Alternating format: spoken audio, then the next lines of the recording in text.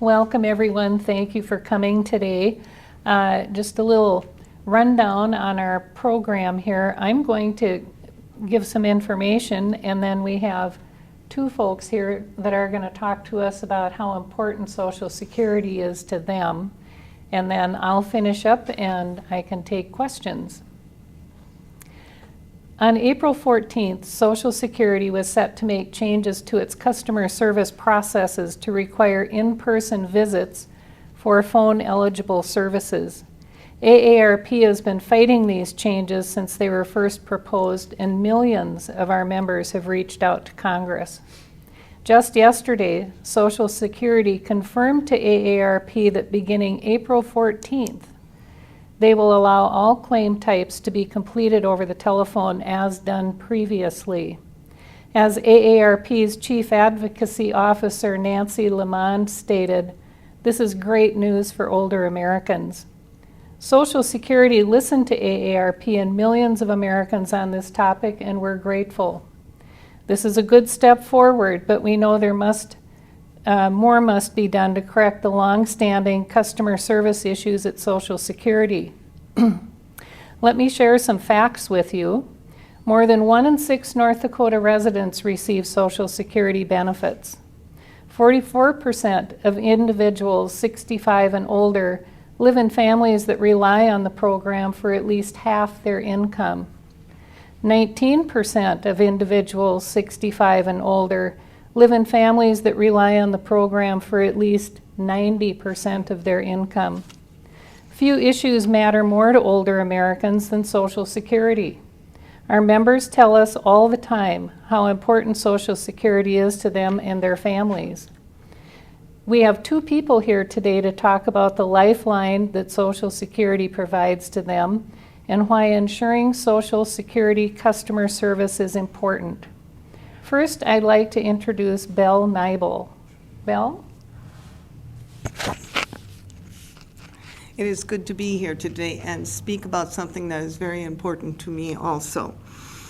I am retired. My husband and I are retired. We are depending totally on Social Security, a small annuity that we've been able to put together, and one of our goals was to be debt-free, and I'm proud to say that I am debt-free, and we are debt-free.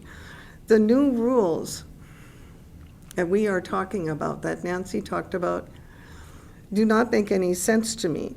My husband, he doesn't drive, and he has refused to learn how to use the internet in every way. If anything were to happen to me, how would Chuck ever get hold of somebody? It was good news to hear this morning that Social Security has decided to still use the telephone, which I believe 100% of the people of North Dakota probably have some access to the phone. So that's one good thing, but we are a rural state. How far do people have to drive to be able to get to an appointment at an assigned Social Security office? I don't like to drive any more than I have to. That would be a hindrance to me. There is many people that I talk to, and I hate to use that word, 1 out of 5 people that do not have internet access. They don't have it in their homes. They don't have the cell towers or the service that can go there. Things that are decided in Washington, D.C. have no idea what is going on in North Dakota at this time.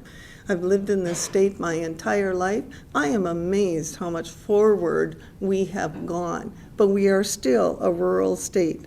Social Security is something I earned, paid for it in the 50 years that I have been working. It doesn't seem, as these rules start to come to us more and more, it doesn't seem to be a benefit anymore. It's starting to feel like a burden. Thank you for listening. And now George Simek. Good morning to everybody, and yes, I am need to comment on, because we're on a fixed income. People in this age group, we're all on a fixed income. So what do we, every month we know how much money we're getting and we know how much we can spend.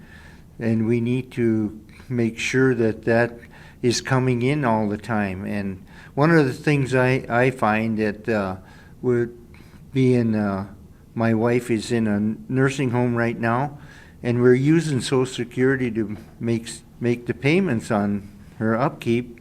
Plus, there's other ways of doing it, but we are dependent on that for her supplies that she needs there that they don't furnish. We need all of that, and we know every month that we can do that.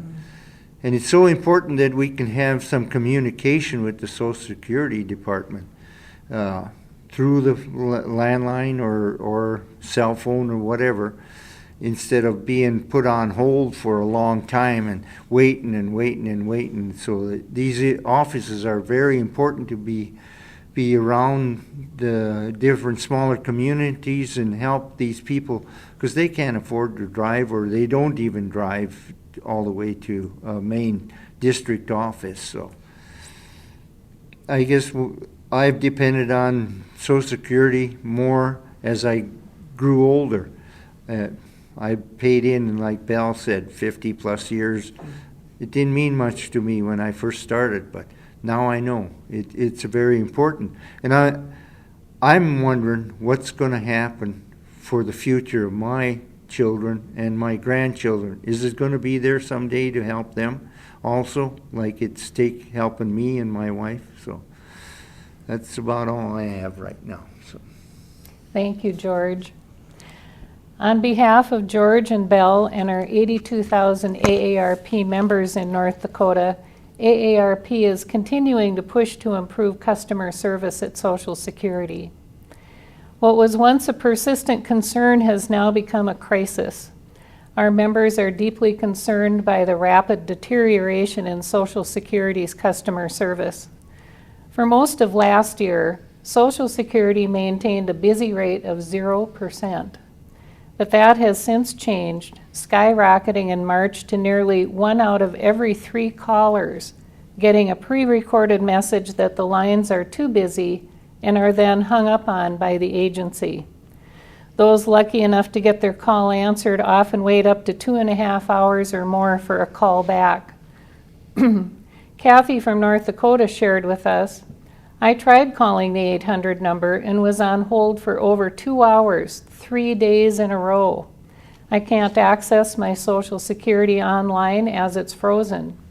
I got an email from them saying I'd have to call their 800 number. I never got a hold of them. This rapid decline in performance is deeply alarming. Also, AARP continues to receive growing complaints that the Social Security website is unreliable and frequently crashes. According to reports, the online portal has suffered 5 outages in March alone, including a full outage on March 31st.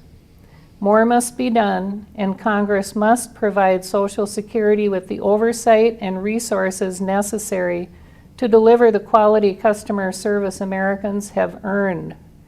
AARP will continue to advocate for accessible, timely, and user-friendly services from Social Security. Thank you.